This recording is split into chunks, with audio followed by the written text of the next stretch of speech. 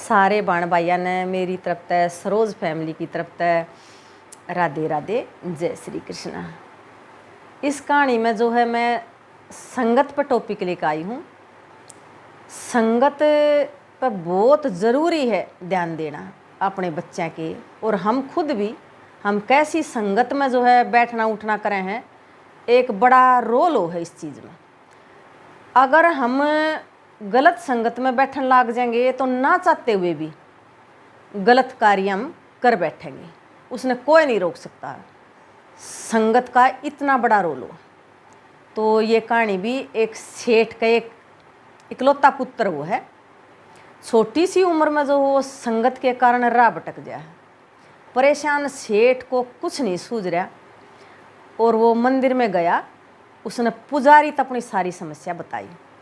पुजारी जी ने कहा, आप कुछ दिन अपने पुत्र को मंदिर में भेजो, कोशिश करो मैं शायद समस्या का हल कर दूं, आगे जैसे प्रभु की मर्जी।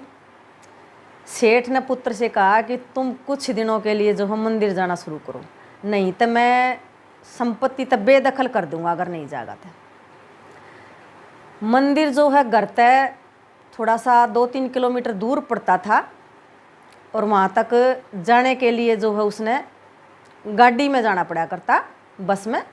तो सेठ जो है उसने गिनती के रोज़ पैसे देता, गिनती के देता था। वो एक रूल से में बंध गया, उसको रोज़ पैसे मिलते हो रोज़ जाता। मंदिर के वहाँ जब वो पहुँचता तो वहाँ पे एक वृद्ध बैठा मिलता उसको, और वो वृद्ध जो है उसके अजीब सा दर्द उसके चेहरे पर था। रोज़ वो बालक जो है उस वृद्ध ने देखता, और एक दिन मंदिर के वहाँ बैठे उस वृद्ध को देखा तो उसे मस्ती सूझी, और वो वृद्ध के पास जाकर हंसने लगा। और उसने वृद्ध से पूछा, आप यहाँ क्यों बैठे रहते हो? लगता है बहुत दर्द भरी दास्तान है तुम्हारी।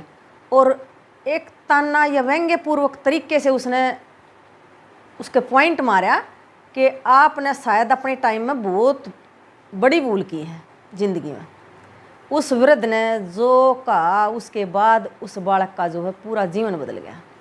उस वृद्ध ने कहा, हाँ बेटा हंस लो, आज तुम्हारा समय है, पर याद रखना कि जब समय बदलेगा तो एक दिन कोई ऐसे ही तुम पर भी हंसेगा। सुनो बेटा, मैं भी खूब दौड़ा, मेरे 4 बेटे हैं, और उन्हें ज़िंदगी में इस लायक बनाया कि आज वो बहुत ऊंचाई पर हैं, और इतनी ऊंचाई पर हैं कि वो आज मैं उनके आगे दिखाई नहीं दे रहा। और मेरी सबसे बड़ी भूल ये रही कि मैंने अपने बारे में तो कभी सोचा ही नहीं, धन कमाने में लगा रहा, और परमात्मा की तरफ तो मैंने ध्यान नहीं करा। अच्छे तरीके से बुरे तरीके से जैसे भी मैंने किया, धन इकट्ठा किया और बच्चों को सौंप दिया, और जो है मैं लास्ट में मेरी तरफ किसी ने भी ध्यान नहीं दिया, और मैं यहाँ मंदिर में पहुँचा। पर मेरे को तो जो है मुरलीधर ने संभाल लिया। यहाँ तो पराधीन हुआ, कहीं आगे जाकर पराधीन न हो जाऊं। बालक को उन शब्दों ने झकझोर कर रख दिया। बालक, मैंने जो अपराध किया उसके लिए मुझे क्षमा करना, पर आपने कहा कि आगे जाकर पराधीन न रहूं, ये कुछ मेरी समझ में नहीं आया। वृद्ध, हे वत्स, यदि तुम्हारी जानने की इच्छा है तो बिल्कुल सावधान होकर सुनना। अनंत यात्रा का एक पड़ाव मात्र है। ये मानव देह और पराधीनता से बड़ा कोई अभिशाप नहीं है, और आत्मनिर्भरता से बड़ा कोई वरदान नहीं है। अभिशाप की जिंदगी से मुक्ति पाने के लिए कुछ न कुछ ज़रूर करते रहना चाहिए। धन शरीर के लिए तो तपोवन आत्मा के लिए बहुत ज़रूरी है। नियमित साधना से तपोवन जोड़िए, आगे की यात्रा में बड़ा काम आएगा। क्योंकि जब हमारा अंतिम समय आएगा, यदि देह का अंतिम समय है तो धन बड़ा सहायक होगा, और देह समाप्त हो जाएगी तो फिर आगे की यात्रा शुरू हो जाएगी। और आगे की यात्रा में जो आपने तपोधन बड़ा कमाया है वो बड़ा काम आएगा।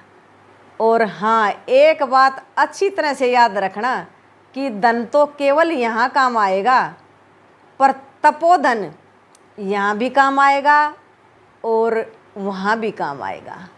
तो नित्य दिन अपने जो रोज़मर्रा के कार्य हैं वे तो करो, और सुबह से जो है ये देखो कि जो भी मैं कार्य करूं वो जनहित में भी हो और परमात्मा को भी अच्छा लगने वाला हो।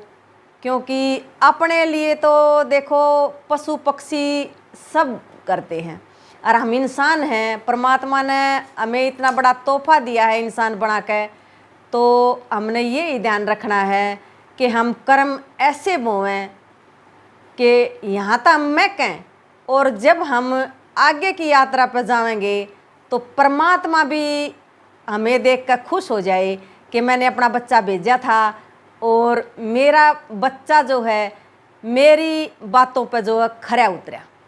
तो इस बात का ज़रूर ध्यान रखो, अपने एक एक कर्म अच्छे करो। और अगर आप औरा ने भी कहो तो अच्छे कर्म करने की शिक्षा दो, क्योंकि वे भी आपके कर्म से जुड़ जाएंगे। वे अच्छे कर्म करेंगे तो आपके कर्म में वे जुड़ेंगे।